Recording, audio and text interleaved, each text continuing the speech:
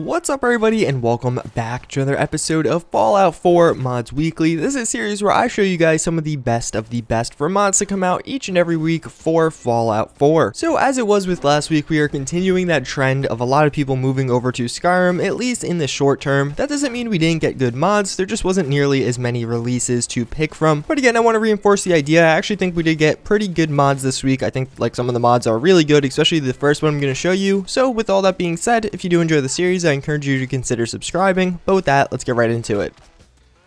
So first and foremost, we do have a mod that's going to allow you to basically chop people's limbs off in live combat. So previously in Fallout 4, when you were trying to kill people, you could have a finishing move that would maybe blow off their head or blow off their arm, or their body would pop into a million pieces. The only exception to this rule was really when you were fighting ghouls and you could blow off their legs and then suddenly they'd be crawling at you. Well, what this mod is going to do is allow you to do that against all kinds of different enemies, and they will continue to fight against you. For example, you could take off a few raiders' arms, and then they will have to either only have one arm and use a melee weapon or a handgun, which is only one-handed, or if you blow off their legs, they'll just be sitting there, and although they can still shoot at you, they may not be able to melee attack you or anything like that. It's a very cool mod, and it really enhances the way combat is done, at least in my eyes. And it really just changes things up. It's a little overpowered in one sense if you are taking on some high-level legendary enemies, especially raiders that don't have much armor, and maybe overpowered is the wrong word, but it definitely changes the way that works, because for example, if you were previously having a lot of trouble taking down a certain raider, now you could just blow off his arm and well, suddenly he's not nearly as useful as he was previously because well, he can't really shoot you. Regardless, I think it's a very cool mod. I actually always play Fallout 4 with this when I play personally, so definitely a good one to download, and I think it's a ton of fun.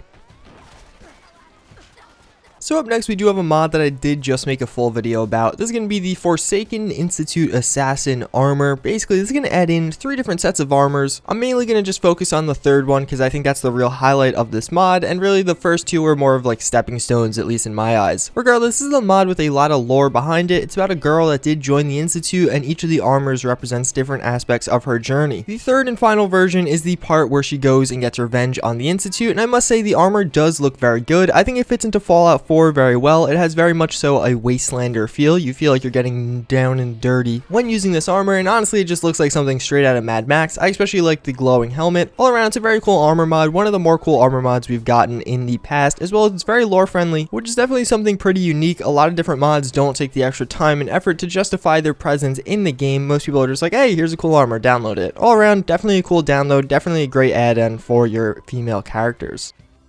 So up next, we do have the Energy Fist Blade. This is actually a mod that wasn't getting a ton of attention, and I don't really know why. I actually think it's a pretty cool mod. Not as polished as I would like to see it, but basically what this adds in is this kind of little, I guess, Energy Fist Blade thing. It's very cool looking. A new melee weapon that does wrap around your fist that is, of course, going to have this blade come out. My one main gripe with this mod is it actually uses lightsaber sounds, which just don't really fit with it. I don't like that at all. But otherwise, I think it's a very cool weapon, and I especially like when you take it out how the blade does appear. It's not there all the time. And again, I really like the different glow effects. You can get this in 3 different colors, including red, blue, and green. It's pretty well balanced. As well as you upgrade it, you can basically get more actual damage and then a better critical hit chance. So as you can see at one part in this video, I did one-shot an enemy with a critical hit. That's using that bonus added by the upgrade. All around, I just think it's a pretty cool and interesting melee weapon mod. I again really like the different glow effects on it, as well as it's pretty well balanced, so you're not going to be one-shotting enemies that often.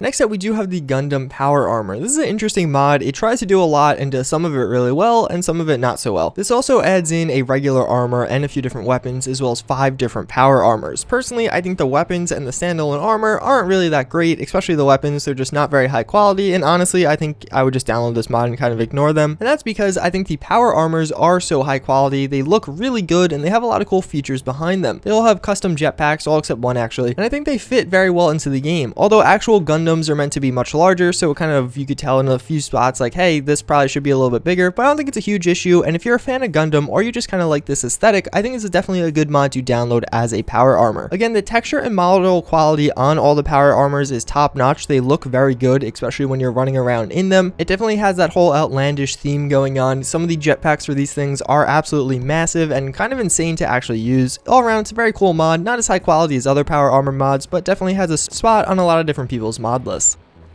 So last but not least, we do have the Harley Quinn outfit mod. Basically, it's going to add in the Harley Quinn outfit from Suicide Squad and Batman games, etc, etc. This is by far the highest quality outfit we have had for this character thus far. We've had a lot of different attempts at outfits, but I think this is the one you're going to want to download. I'm pretty sure this is like the Suicide Squad rendition of that. And there's actually a lot of other accessories you could use with this. There's some different looks menu presets, some hair mods, and of course in this I'm actually using the Harley Quinn bat, which is definitely a must download, I think, if you're going to be using this. Regardless, it's pretty self-explanatory as to what it does. I think it's very cool, especially for your female characters. I actually think even beyond that, you could create quite a cool companion with this. Obviously, they wouldn't be voiced or anything, but there's some custom created companion mods out there where you could just give them the armor, give them the bat, give them the hairstyle, and there you go. You basically have Harley Quinn as a companion. That's going to pretty much wrap it up for this week of Fallout 4 Mods Weekly. Obviously, it wasn't the greatest week, but I don't think it was the worst week either. We're definitely still getting quality mods, although we're not nearly getting as many mods as previously. Although I think as weeks go on, this is actually going to start to even out a little bit more. I think a lot of mod authors just jump ship for the beginning of Skyrim, but they'll eventually grow old and come back to Fallout. As always, I thank you guys for watching. I do hope you enjoyed, and I hope to see you all next time. Later.